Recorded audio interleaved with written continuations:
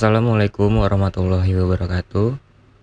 Halo semuanya, perkenalkan nama saya Wildan Nugraha dari Universitas Muhammadiyah Profesor Dr. Hamka, Fakultas Keguruan Ilmu Pendidikan, Prodi Pendidikan Matematika semester 5. Pada hari ini saya bersama 4 rekan saya mendapat kesempatan untuk melakukan sebuah wawancara bersama dengan 2 orang narasumber yang berasal dari SMA Negeri 90 Jakarta. Narasumber yang pertama yaitu Panana Johana selaku Kepala Sekolah SMA Negeri 90 Jakarta, dan narasumber yang kedua yaitu Bu Rizvi selaku Guru Matematika di SMA Negeri 90 Jakarta. Wawancara ini bertujuan untuk memenuhi tugas dari mata kuliah Pengenalan Lingkungan Persekolahan pertama atau biasa dikenal dengan PLP1. Tujuan PLP1 di sekolah dimaksudkan agar mahasiswa dapat mempraktekkan teori yang diperoleh selama kuliah, sehingga mahasiswa memperoleh keterampilan khusus sesuai dengan keahlian dalam profesi pendidikan matematika. Selanjutnya kita akan lanjut ke videonya.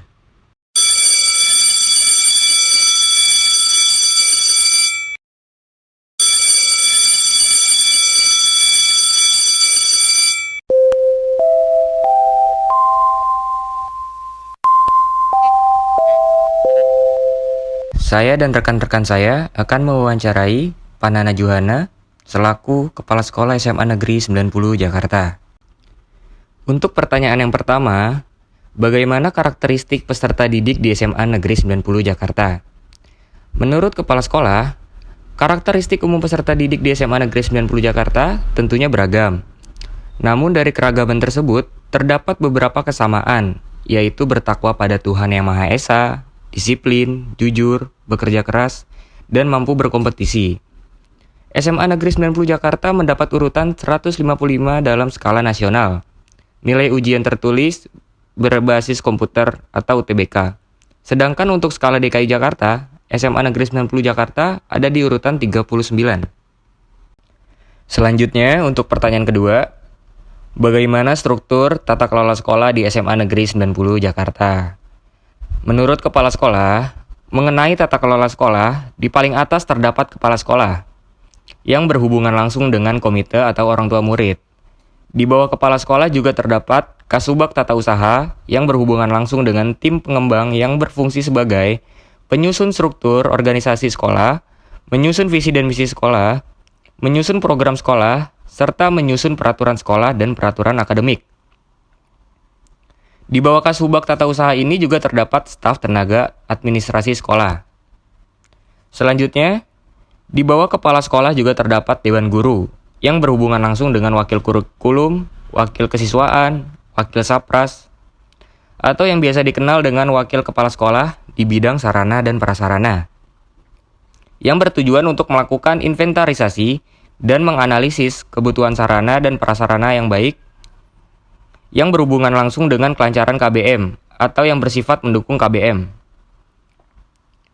Di sisi lain juga terdapat Wakil Humas atau yang biasa dikenal dengan Wakil Kepala Sekolah di bidang hubungan masyarakat, yang bertanggung jawab dalam memfasilitasi hubungan antar warga sekolah dan komite, dan juga mengkoordinasikan pelaksanaan ujian kompetensi produktif, serta mengkoordinasikan penelusuran lulusan. Selanjutnya, di bawah Wakil Kepala Sekolah tersebut juga terdapat staf wakilnya tersendiri, yang dimana staf wakil kurikulum berhubungan langsung dengan wali kelas, dan juga staf wakil kesiswaan berhubungan langsung dengan pembina-pembina ekstrakurikuler. Selanjutnya, di bawah Dewan Guru juga terdapat OSIS, yang berhubungan langsung dengan siswa.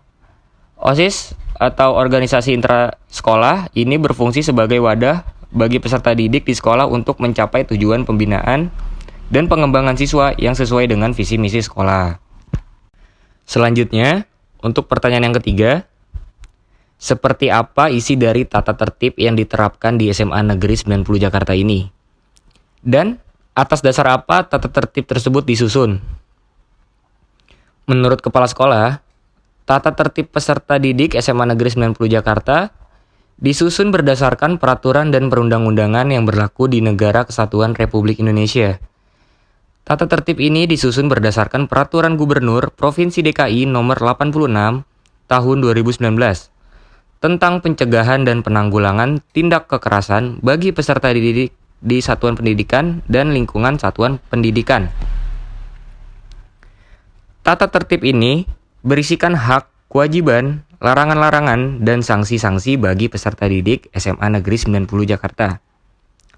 Yang pertama itu mengenai hak-hak peserta didik SMA Negeri 90 Jakarta, yaitu mendapatkan pendidikan dan pengajaran yang sesuai dengan jadwal yang berlaku.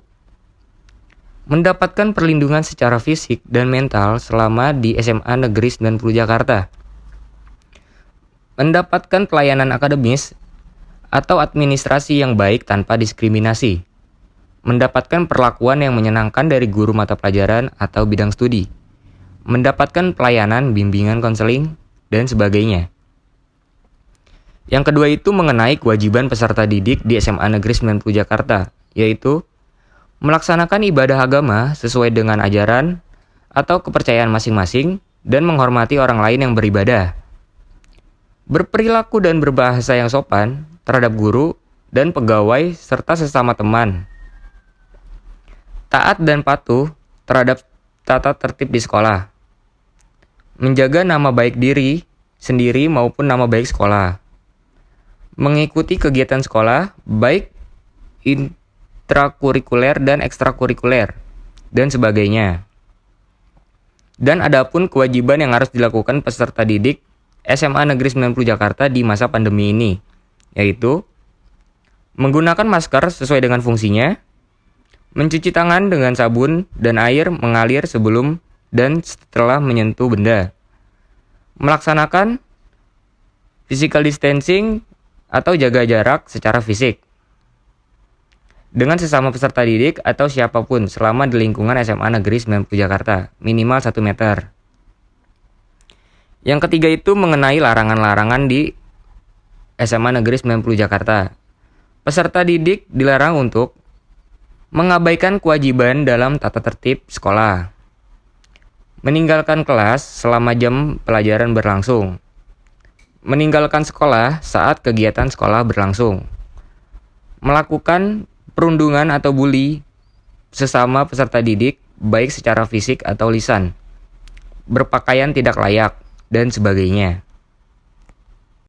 Selanjutnya, untuk pertanyaan yang keempat, apakah ada kegiatan-kegiatan seremonial formal di sekolah SMA Negeri 90 Jakarta?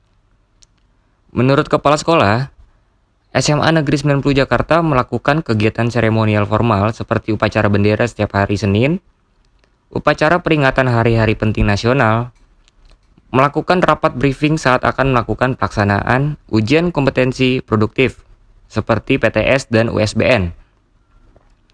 Dan untuk saat ini, SMA Negeri 90 Jakarta melakukan kegiatan upacara secara daring lewat aplikasi dikarenakan pandemi COVID-19. Selanjutnya, untuk pertanyaan yang kelima, apakah ada kegiatan-kegiatan rutin seperti kurikuler, kokurikuler, dan ekstrakurikuler di SMA Negeri 90 Jakarta? Menurut Kepala Sekolah, kegiatan rutin tersebut tentunya ada di SMA Negeri 90 Jakarta.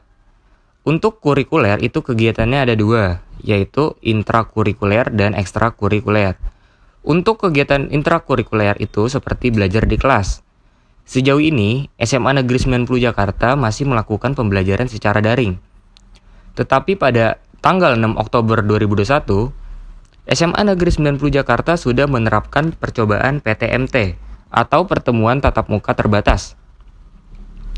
Dikatakan PTMT karena pembelajaran dilakukan dengan blended learning, yaitu sebanyak 50% siswa di sekolah dan 50% di rumah, agar dapat menutup kemungkinan penularan virus COVID-19.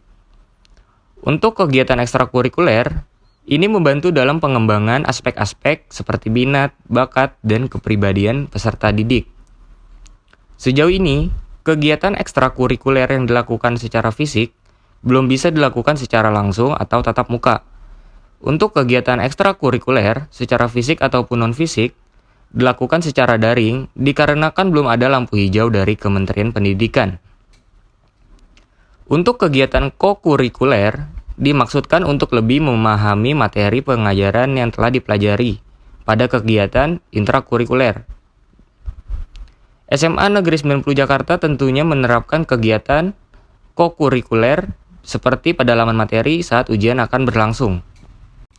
Selanjutnya, untuk pertanyaan yang terakhir, apakah SMA Negeri 90 Jakarta menerapkan praktik-praktik pembiasaan dan kebiasaan positif terhadap peserta didik di sekolah? Menurut Kepala Sekolah, sebelum pandemi COVID, tentunya SMA Negeri 90 Jakarta menerapkan kegiatan positif terhadap peserta didik di sekolah, seperti tadarus bersama selama 15 menit sebelum pembelajaran dimulai. Melakukan literasi sebelum pembelajaran dimulai agar meningkatkan wawasan peserta didik. Sholat zuhur bersama, sholat asar berjamaah, memperingati hari-hari besar keagamaan, memperingati hari-hari besar nasional seperti Hari Batik Nasional dan 17 Agustus. Keputrian rutin mingguan, tadarus bersama di lapangan sekolah pada setiap hari Jumat. Namun saat pandemi ini, kegiatan positif yang hanya bisa dilakukan yaitu tadarus bersama 15 menit sebelum pembelajaran dimulai dan melakukan literasi sebelum pembelajaran. Tapi kalau mengembangkan potensi itu sebenarnya kalau matematika itu sebenarnya harus banyak latihan soal ya. Kalau misalkan latihan soal itu dia tidak diasah, nah sebenarnya anak itu tahu gitu menggunakan rumus ini atau cara mengerjakan seperti ini. Tapi kalau misalkan dia tidak melakukan pengulangan gitu, latihan pastinya kan mengerjakan soal itu nanti misalnya ada soal apa, oh dia nggak bisa gitu. Kemungkinan sih banyak latihannya aja gitu, latihan soal. Baiklah, demikian video kegiatan pengenalan lingkungan persekolahan pertama atau yang biasa dikenal dengan PLP1 yang telah saya lakukan bersama dengan rekan-rekan saya. Semoga video ini bermanfaat untuk semua mahasiswa Fakultas Keguruan Ilmu Pendidikan di Indonesia. Tak lupa saya ucapkan terima kasih kepada semua pihak yang telah membantu saya dalam menyelesaikan kegiatan ini.